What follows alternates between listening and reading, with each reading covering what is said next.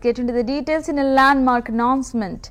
Andhra Pradesh IT Minister Nara Lokesh confirmed that Google will invest approximately $15 billion in India, with the bulk of the investment directed toward establishing its largest data center outside the United States in Visakhapatnam.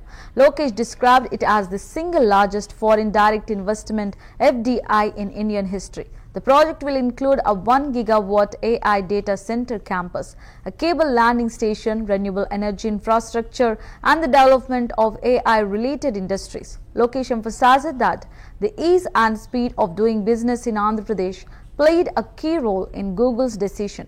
He likened the potential impact of Microsoft's transformative role in Hyderabad, predicting that Google's presence will similarly revolutionize Visakhapatnam. The investment is expected to generate around 188,000 direct and indirect jobs and bring a 25-fold multiplier effect to the region's economy.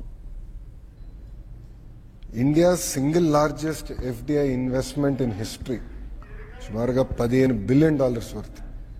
Google భారతదేశంలో పెట్టుబడి పెడుతుంది, ప్రత్యేకంగా ఆంధ్ర రాష్ట్రంలో పెట్టుబడి పెడుతుంది.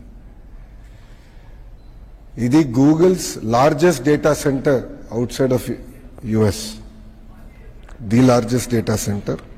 ఇదేంటంటే అనేక దేశాలు కూడా వాళ్ళు ఇవాల్యుయేట్ చేశారు.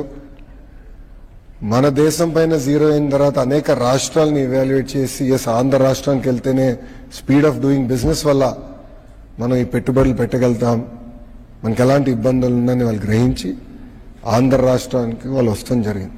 ఇది కేవలం ఆంధ్ర రాష్ట్ర గెలుపు కాదు, భారతదేశం గెలిచింది.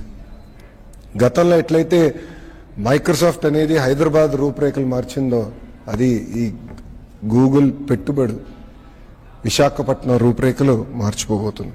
ఇది కేవలం ఒక డేటా సెంటర్ గురించే కాదు, కేబుల్ ల్యాండింగ్ స్టేషన్ ఉంటుంది, రెన్యూబుల్ ఎనర్జీ ఉంటుంది, ఏఐకి సంబంధించిన అనేక కంపెనీలు కూడా విశాఖపట్నానికి వస్తాయి. కొన్ని రిపోర్ట్స్ కూడా మనం చూస్తే 25 times మల్టిప్లయర్ ఎఫెక్ట్ ఉంటుంది ఈ పెట్టుబడుల వల్ల, 25 times. అలాంటి ఎకనామిక్ యాక్టివిటీ ఒక విశాఖపట్నంలోనే గూగుల్ చేయబోతుంది. ఈ ఒక్క పెట్టుబడి వల్ల మా అంచనా సుమారుగా 1,88,000 మందికి డైరెక్ట్ గా ఇండైరెక్ట్ గా